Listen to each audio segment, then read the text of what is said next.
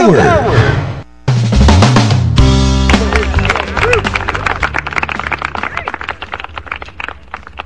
Isang mapagpalang hapon mula Luzon, Visayas at Mindanao, mga kapanalig. Sa ngalan po na aking partner na si Ate Camille Bongcal de la Cruz. Ako po inyong kumpare sa balat ng radyo, pare Koy, at your service. June 1, 2024, araw po ng Sabado. Ayan na, first Saturday of the month. At syempre, matik yan mga kapanalig. Pag first Saturday of the month, ginaganap po natin dyan ang ating Kapanalig Day. Kaya naman po, maraming salamat po sa mga kapanalig na patuloy na sumusuporta. At syempre, nagpupunta po sa ating Kapanalig Day para magkita-kita po ang ating mga kapanalig members, no, at sa ating community. Last Saturday po na nakasama po natin sa ating program si Sister Maria Teresa Concepcion Blanco, at ang pinag-usapan po natin dyan ng mga kapanalig, no, ang kapanalig sa pananampalataya at gawa. Pero bago ko po ipakilala sa inyo, mga kapanalig, ang ating special guest po ngayong hapon, samahan niyo po muna ako sa ating pambungad na panalangin.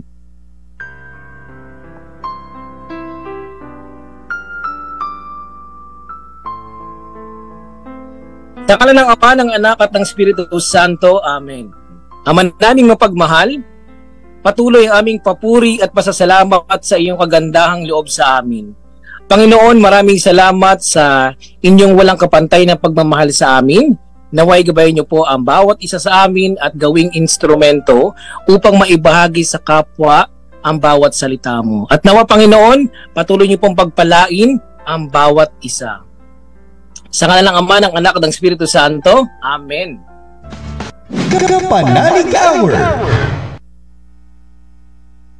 At official na pong bukas ang ating programa, mga kapanalig, sa ating mga kapanalig na nakikinig sa kanilang mga talapitan, nanonood sa kanilang Veritas TV, Sky Cable Channel 211, sa social media, sa ating Facebook page, DZRV846, at sa kapanalig community. Isang mapagpalang hapon po sa ating lahat. Naku, wala po ako ngayon sa studio. Nandito po ako ngayon sa Caloocan. At ayun nga po, sa kasamaang palad, kaya hindi po tayo nakakamera po ngayon dahil nawalan po ng kuryente dito sa North Caloocan. Pero syempre, tayo po ay magtutuloy-tuloy po rin sa ating programa kahit mawalan po tayo ng kuryente. Ang mahalaga ay andito tayo ngayon. At thank you, Lord, dahil binibigyan niyo pa rin kami ng pagkakataon na mag-connect dito sa maging connected pa rin sa ating programa at dito sa ating istasyon. Nako, mga kapanalig, alam niyo po, ang ating guest ngayong hapon ay siyang isang patunay na walang pagsubok na hindi kakayanin basta andyan ang mahal na Panginoon sa ating piling. Na I welcome na po natin from St. Rose of Lima Parish, Santa Rosa, Nueva Ecija. Please welcome Kapanalig Lorna sa ulo live via phone touch. Magandang hapon, Sister Lorna. Magandang hapon din po. Ayan, narinig na po ba si Sister? Hi, Sister! Hello po. Ayan, magandang hapon po. Malinaw naman po? Medyo lang po. Medyo putol-putol. Putol-putol. Okay po. Gawan po natin ng paraan ito. Pero sa ganitong boses po, ako po ba ay inyong naririnig, Sister? Opo, naririnig po. Ayun. Good po yan. Ayan. Thank you po, Sister. Nga pala, Sister, maaari niyo po ba ikwento sa amin kung paano po kayo naging Kapanalig member dito sa ating community, opo, sa Radio Veritas? Opo. Kadadating lang po namin dito sa Nueva Ecija po. Galing po kami ng Laguna. Talaga pong kami po ay walang power din . Nag-ano lang po kami, nakikitap lang po kami sa kapitbahay. Talagang radyo lang po ang aming pinakikinggan po. Tapos yung malakas po ang signal ng Radio Veritas po dito, at saka maganda po yung mga programa nila. Magaganda rin yung mga anchor. Kaya po, Mm-mm. nung hindi nyo lang po naitanong, 63 pa lang po noon yung member ho ng Radio Veritas. Nung ako po Mm-mm. yung member. Yan lang Pero po, gaano na po kayo? brother. Opo, sister, gaano ka na katagal na kapanalig member po? 2008 po ako nag-member po. Mm-mm. Pero nakikinig Yung po sa ano- ako, nag-umpisa po ako ng 2005 nung dumating ho kami dito sa Santa Rosa. Mm-mm. Kayo po ay may mga kasama nung nagpa-member po kayo dito sa sa Kapanalig Community Ay, po. opo, yung mga kapitbahay namin, yung kabag-anak ko, ang pamilya ko, yung mga anak ko, ang mister ko, member po ang nanay ko. Member po, inano ko po sila. May na-recruit din po ako. Marami din po ako na-recruit. Mm-mm. Bali marami na rin po kayong mga mga kasama rito sa sa Radyo Veritas from Nueva Ecija. Opo, mga kapitbahay namin din mga kamag-anak, mga kumakumari. Ay, Yun po yung mga kasama nyo, sister. Pero sila po ay active din po sa sa inyong parish kagaya nyo po. nagbilang lang po ang active po dito kasi yung iba ho, naglipat na ho ng bahay naglipat na ho ng tirahan. Kaya po, madalang po. Ako nakapag-recruit po ngayon. Sister, kayo po ay aktibo sa simbahan. Ano pa po ang pinagkakaabalahan niyo po sa buhay bukod po sa pagsiserve po sa inyong araw-araw po, pumapasok po ako dito sa religious store po. Tindera po ako dito. Dito po kinukuha yung tinutustos po sa 12 scholar po ng parokya.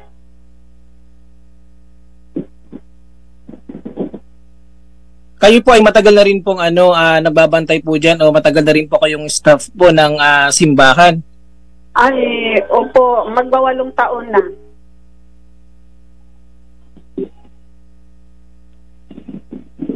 Hello po, sister? Hello po.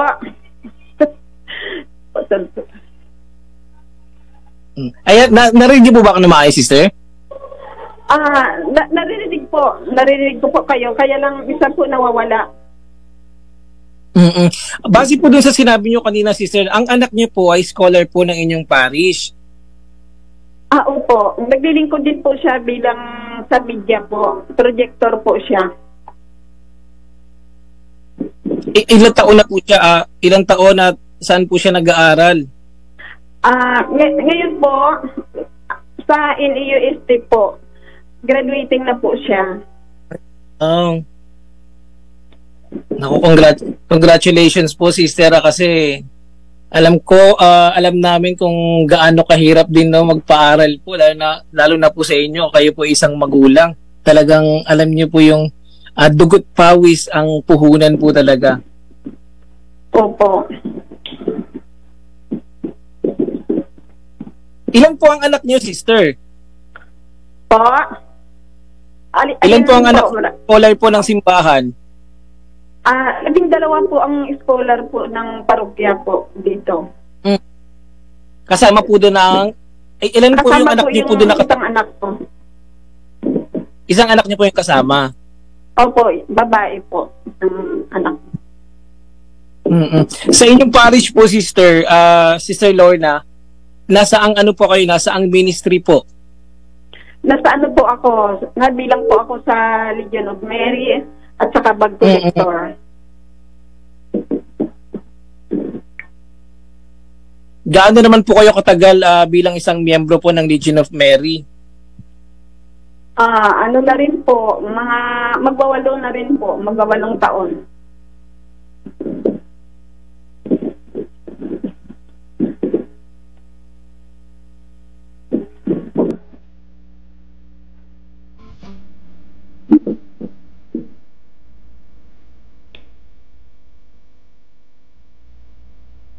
Ayan, medyo nagkakaroon lang tayo ng ano no, ng kaunting problema na sa ating connection ng mga kapanalig.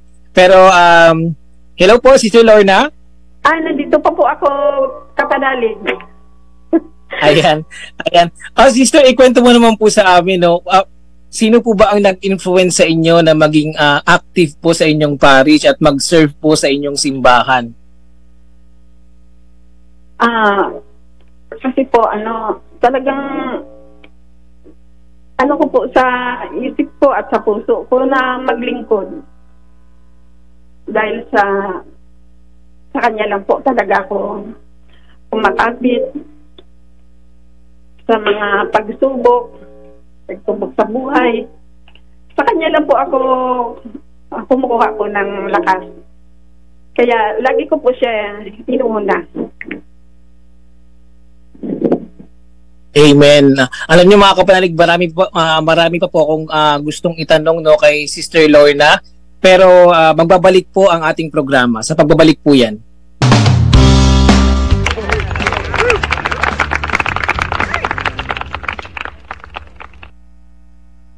At ikaw pa rin nakikinig sa Radyo Veritas 846, ang radyo ng simbahan. Magandang hapon po no, sa bagong bukas pa lang po ng kanilang mga talapihitan. At syempre sa mga nanonood po sa Sky Cable Channel 211, magandang hapon po sa inyong lahat. Ayan, sabi nga po, no, gaya ng lagi po namin sinasabi ni Ate Camille sa aming programa, no, humihiling po kami sa inyo mga kapanalig na sa tuwing kayo po ay nakikinig sa istasyon ng Radyo Veritas, ay sana po kalimutan po muna natin ang ating mga problemang pinagdadaanan. Okay po ba yun? Isang clap? Talagang ako na lang yung nag-clap, no? Pero bago po natin tawagin, no, ang ating special na panauhin ngayon, gusto ko lamang po kayong imbitahan mga kapanalig, no? Kung ikaw po ay hindi pa po miyembro ng ating kapanalig community, paano po ba magpa-member? Madali lang po yan. Ito po ang ating mechanics po kapanalig, no? Pakinggan nyo pong mabuti. I-send nyo lang po, i-text nyo po ang inyong full name, address, contact number, birthday, civil status, at parokya. Mag-text lang po kayo sa Smart Network 0998-588-3660 or sa Globe Network 0917-621-1902. Ulitin ko po, Smart Network 0998-588-3660 at sa Globe Network naman po 0917-621-1902. At maaari po kayong mag-email sa veritaskapanalig@gmail.com. Kaya na po magpa-member na po kayo dito sa ating kapanalig community dito sa Radyo Veritas 846, ang radyo ng simbahan. Okay, welcome. Andiyan na po ba si Sister Lorna? Tawagin na po ng Sister Lorna. Sister Lorna. Nandito po ako. Ay, Sister, no. Goods po ang ating connection po, Sister. Okay na po. Ayan, okay naman po ang ating connection po. Ayun, Sister, balik po dun sa according to your coordinator po kasi, kayo daw po ay, alam nyo na marami pong pagsubok na pinagdaraanan po talaga, no? Maaaring mo bang maibahagi sa ating mga kapanalig na nakikinig ngayon, Sister Lorna, kung bakit tanging sa Panginoon ka lang kumakapit at nagtiwala? Opo.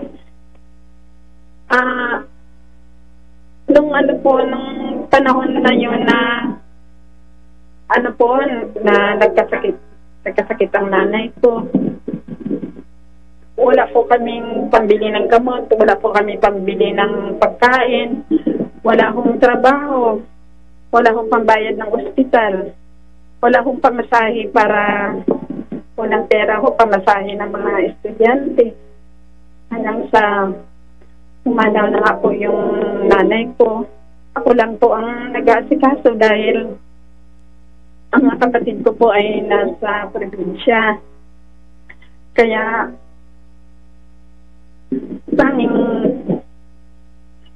kay Lord lang ako kumapit at nagtiwala dahil sa yung mga panahon na yun. Talagang wala po talaga akong makakapitan. Tanging si Lord lang ang aking kaibigan, aking kapatid, si Mama Mary, ang aking nanay. Wala ko talaga akong alam na wala akong kakayahan. Hinang-hina ko nung time na yun. Kaya hanggang sa kanya na lang po ako lagi nagdadasal po. At sa kanya lang po ako nakikipag-ugnayan. Dahil sa malayo nga po ako sa pamilya ko. Nag-iisa lang po ako dito.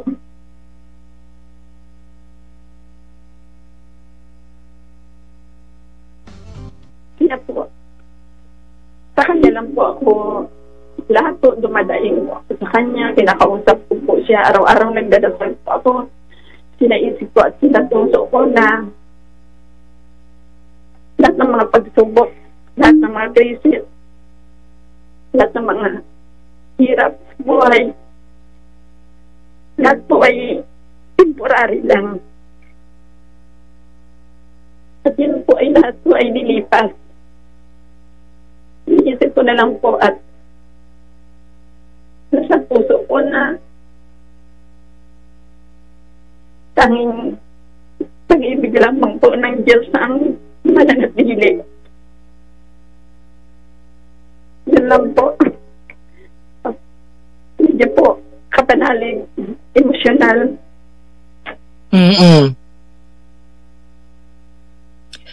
Alam mo na, Sister Lorna, no, isang patunay talaga na God provides, no?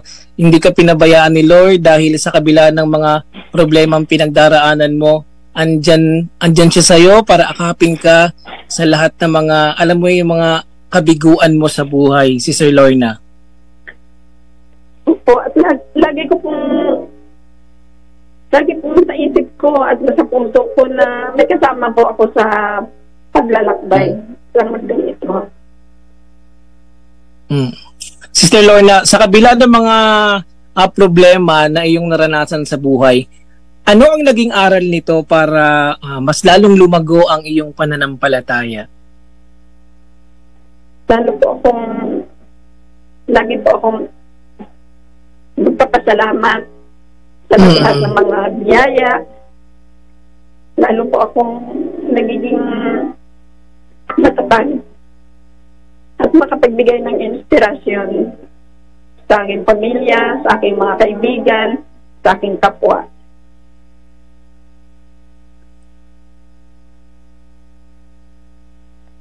Naglilingkod po ako. Tuloy po ang magiging aktibo ho sa paglilingkod. Lagi ko po siyang inuuna. Pagising sa umaga, magpapasalamat po. Meron man na hindi maganda mga bagay, lahat ng mga negatibo, mga positibong, lahat po yan pinasasalamatan ko sa Panginoon.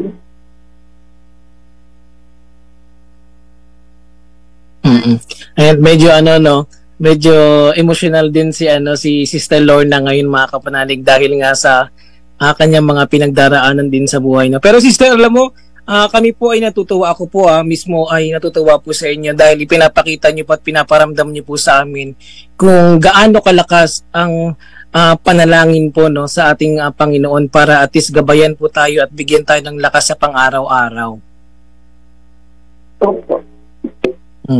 At napakaswerte mo rin, Sister, kasi panigurado sa iyong ministry, meron kang mga kaibigan na nagiging support system niyo po bukod po sa iyong pamilya. Opo. Umiiyak ka po ba nga, Sister? Malungkot? Hindi naman. Ano naman po? Hindi naman, nakalipat na. Nag-throwback lang po ako. Oo, basta lagi natin tatandaan mga kapanalig na walang masama sa pag-iyak dahil andyan si Lord para para hingian natin ng tulong, magsumbong.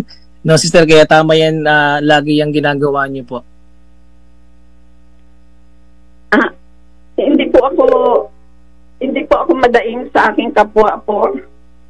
Sa kanila lang po ako, sa Panginoong Jesus, kay Mama Mary. Sa kanila lang po ako nagdadasal at nakipag-ugnayan po. Kasi kung ipapasa mo pa yung mga stress mo, mga problema mo, ipinasa mo rin sa kapwa mo, hindi rin po okay.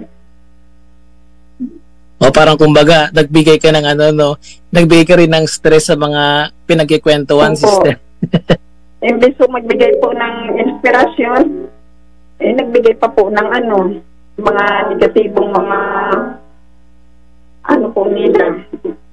May stress pa sila sa mga sinusumbong mga kinukwento po. Pero wala din namang doon, sister, no? Mas okay din naman na pero kakaibigan na pinagkikwentuhan dahil ang tunay na kaibigan meron naman. Po meron po. Hindi naman po lahat na hindi ho may mo po sa kapwa mo. Meron po talagang meron po special at kumbaga po BFF. Tama yan. BFF do. Kasama niya naman po yan everyday po sa sa inyong parish. Opo. Si Sir, ano ang iyong mensahe po sa ating mga kapanalig na nakikinig ngayon at nakakaramdam ng panghihina sa, alam niyo, sa kanyang pananampalataya dahil sa mga unos sa buhay? Ano po ang gusto niyo pong ipayo sa kanila o ano pong mensahe na gusto niyo pong ibigay?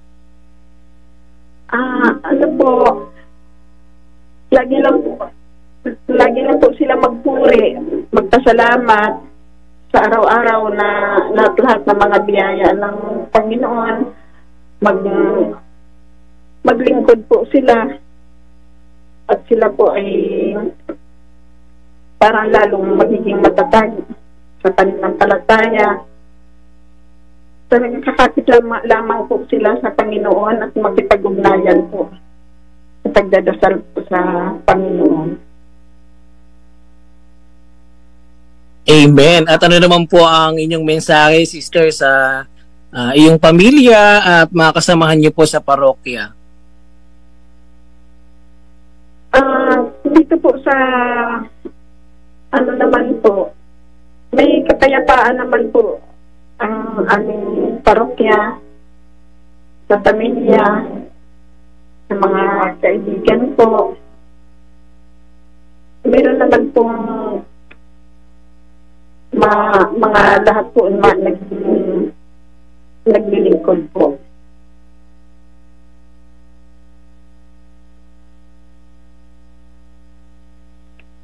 Ayan, yan po mga kapatid, napakinggan niyo po ang pagbabahagi po ni Sister Lorna Italia sa ulo, no, sa ating programang Kapanalig R. Sister, gusto niyo po bang imbitahan po ang inyong mga kaparokya na maging member po ng ating Kapanalig community? Maaari niyo po silang imbitahan po ngayon.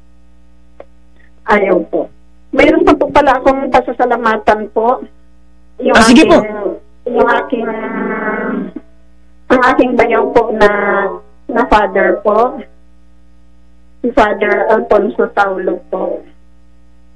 Salamat po sa lahat po. Ang aming po din, ang aming kura paroko po. Sa kangkatuwang si Father Mark po, Ancheta, at saka yung kanyang katuwang po, si Father Benji Javier. Maraming salamat po sa kanila.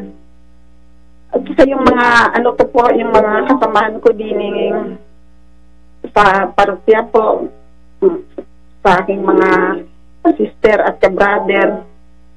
Inaanyahan ko rin po silang maging kapanalig po, maging kapatid sa pananampalataya. Dito po sa Radio Veritas. Ayan, amen. Yun na lang po ba, sister? Wala po kayong mga activities po sa sa inyong parish po na gusto pong i-plug po ngayong hapon? Ano po, katatapos lang po ng Flores de Maria. Sa ngayon po, meron pong misa mamaya, anticipated mass po. Mamaya kung alas 6.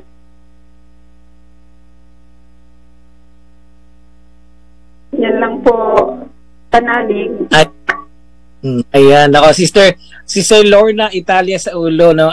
Siya po ang ating guest, mga kapatid. Sister Lorna, maraming salamat po sa pagkakataon po na maibahagi po sa amin, no, sa ating mga kapanalig ang iyong mga karanasan din po sa buhay, no. Opo, maraming salamat po sa oras at panahon po sa pagbibigay po dito sa programa po ng Kapanalig R at ng Radyo Veritas. Maraming salamat din po sa inyong mga kapanalig. Maraming salamat po sa pag-unlock nyo rin po na ako yung makabahagi po dito sa Kapanalig Hour po. Okay. Ayan po, nakasama po natin live via phone patch po si Sister Lorna Italia sa ulo. Ayan. Maraming salamat po, Sister. At sa pagbabalik po ng ating programa, mga kapanalig, meron po tayong mga special na announcement.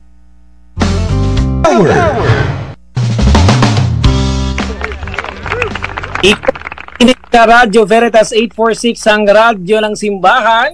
At ako pa rin po inyong kasama, si Coy Lopez, ang kumparin nyo sa balat ng radyo. Ay, magandang hapon po sa mga kapanalig po na bagong bukas pa lang po ng kanilang talapihitan sa kanilang TV, sa Veritas TV, Sky Cable Channel 211 at bago pa lang po nagbukas sa kanilang Facebook account dahil panigurado kakatapos lang po ng kanilang mga merienda. Ayan, sa mga kapanalig po na hindi po napakinggan, ang guest po natin kanina at nakasama sa ating programa, si Sister Lorna Italia sa ulo. Nako, Sister, no, maraming salamat po sa pagbibigay po ng pagkakataon. Siyempre na makasama po namin kayo sa programa live via phone patch po yan. At nakalimutan ko rin, no, sabihan si Sister na dapat, Sister Lorna, pasalamatan mo rin ang iyong sarili sa lahat ng mga, alam mo yun, ng mga tagumpay na tagumpay na hinarap mo at mga problemang hinarap mo, no. Ay, mga kapanalig, sa lahat po ng mga nakikinig ngayon, no, huwag po natin kalimutan na pasalamatan din po ang ating mga sarili sa mga hamon ng buhay na hinarap po natin. Okay? O kaya nga lagi namin sinasabi natin, Camille, na sa tuwing kayo ay nakikinig, nanonood sa mga paborito niyo pong programa dito sa Radyo Veritas, kalimutan niyo po muna mga problema dahil ang station po ng Radyo Veritas ay andito po kami para sa inyo, para kayo po ay palaging samahan sa inyong mga tahanan, no? Kaya maraming salamat po sa inyong lahat. At syempre kunin na rin po namin ang pagkakataon dito sa Kapanalig na pasalamatan din po ang ating mga benefactors po, no, sa ating Kapanalig Day. Maraming salamat po sa nag-support or always supporting ang Kapanalig community, lalo na po sa ating Kapanalig Day na nagbibigay din po ng alam niyo po na walang sawang suporta. Okay. At sa mga kapanalig po na hindi pa po miyembro ng ating Kapanalig community, maaari po namin kayong imbitahan po na mag-text lamang po kayo. Kung ikaw po ay nahihiya pa rin, huwag ka na mahiya, kapanalig, magpa-member ka na, no? Mag-text ka lang po ng inyong full name, ayan, address, at ano pa ba? Full name, address, parokya, o kung saan parokya ikaw nasasakop, no? At mag-text lamang po kayo sa Smart Network 0998-588 3660 at sa Globe Network 0917-621-1902 para makasama po namin kayo sa ating Kapanalig Day. At speaking of Kapanalig Day, mga kapanalig, kanina po, no, dahil first Saturday of the month, nakasama po natin si Reverend Father Jansen Ronquillo. Siya po ang ating guest speaker sa ating Kapanalig Day kanina. Ginanap po ito, no, ang oras po niyan, mga kapanalig, sa mga wala pa pong idea sa ating Kapanalig Day. Ginaganap po ito every first Saturday of the month, alas 9 ng umaga hanggang alas 11 ng umaga. At syempre gusto ko lang din pong batiin ang ating mga kapanalig coordinators na sama-sama ngayong hapon para ma-entertain at maasikaso po ang ating mga kapanalig members sa ating community. Okay? Kaya kung ikaw po, kapanalig, ay hindi pa po nakakaranas na maka-attend sa ating Kapanalig community. Nako, magpatala na po kayo, mag-text na po kayo sa mobile number 0998-588-3660. Okay, antayin po namin kayo Kapanalig ha. At syempre sa mga Kapanalig naman po na nagtatanong po kung ano po ang schedule ng ating Pledge on Wheels. Narito po ang ating mga schedules. No? Pag Monday po mga Kapanalig, tandaan po natin na wala pong schedule po yan. Pahinga po natin yan.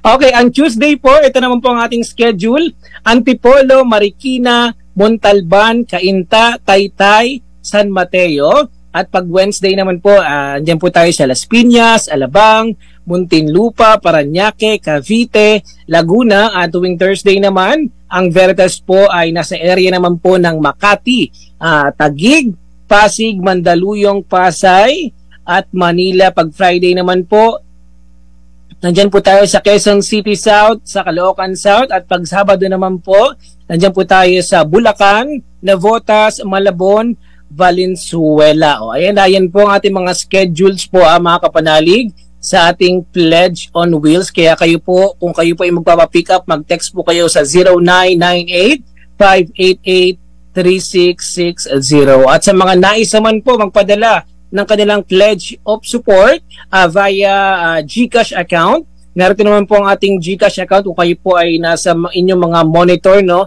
Or kung kayo naman po ay nakikinig sa radyo, ito naman po ang ating account number 0998-588-3660. Ang account name po niyan ay si Ma'am Apple Ann Estrella.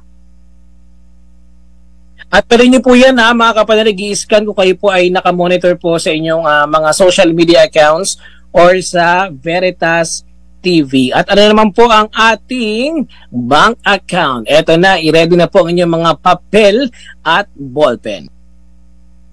Ready ka na ba Kapanalig? Eto na, didictate ko na po ang ating account name, DZRV Radio Veritas Foundation Incorporated. Yan, sa Metro Bank account number 0763076270 sa BDO account naman po 00163001186 sa BPI 0213325191 at sa ating PNB account number 1059100013091. At syempre sa ating Union Bank account number, ito naman po ang number 000480019393. Iyan po ang ating bank details. So sana po mga Kapanalig nasundan nyo po, pero kung hindi po, pwede nyo pong ulitin po ang programang Kapanalig dito po sa ating Facebook page dahil meron po itong replay. At kung gusto nyo pa po manood ng mga iba't ibang episodes po dito sa ating Kapanalig Hour, ayan, paalam nyo pong puntahan or supportahan din po ang ating YouTube channel. Search lang po Kapanalig Community. Meron din po tayong Facebook page sa mga Kapanalig po dyan na nakikinig sa kanilang radyo na merong Facebook at hindi pa po na nakakapag-follow or nakakapag-subscribe sa ating mga social media accounts. Hanapin nyo lang po ang Kapanalig Community. Okay, sa lahat po ng mga gusto naman po mag-pledge ng ating 846, kayo po, ano po ba ang matatanggap po nito? Makakatanggap po kayo ng Kapanalig, ayan, t-shirt po yan, Ictus, or meron po yung Tatak Kapanalig t-shirt. Yan lang po ang ating mga announcement po mga Kapanalig ngayong June 1, 2024. Sa mga ano po nagko-comment po dyan sa ating Facebook page, pasensya na po kayo, medyo hindi po tayo maka-access po dyan dahil baka mag-lag po tayo sa Zoom. Kaya naman maraming salamat po sa lahat po ng mga tumututok at sumusuporta po sa ating Kapanalig Hour. Binabati ko rin din po pala si Tita Mars, si Tita Yet, si Tita Amor Mantele at sa lahat po ng mga Kapanalig na nagko-comment po dyan. Magandang hapon po. At magtatapos naman po ang ating programa mga Kapanalig. At abangan nyo po next Saturday, makasama na po natin si Sister or si Ate Camille Mungcal de la Cruz sa ating programa. At eto na nga, ako po ay magpapaalam na mga Kapanalig. At lagi nyo pong tatandaan, every gising is a blessing. Susunod na po ang CFC Kapit Lang kasama si Sister Berry. Okay, maraming salamat mga kapanalig. Lagi niyo po tatandaan na every gising is a blessing at sumaingi po ang katotohanan.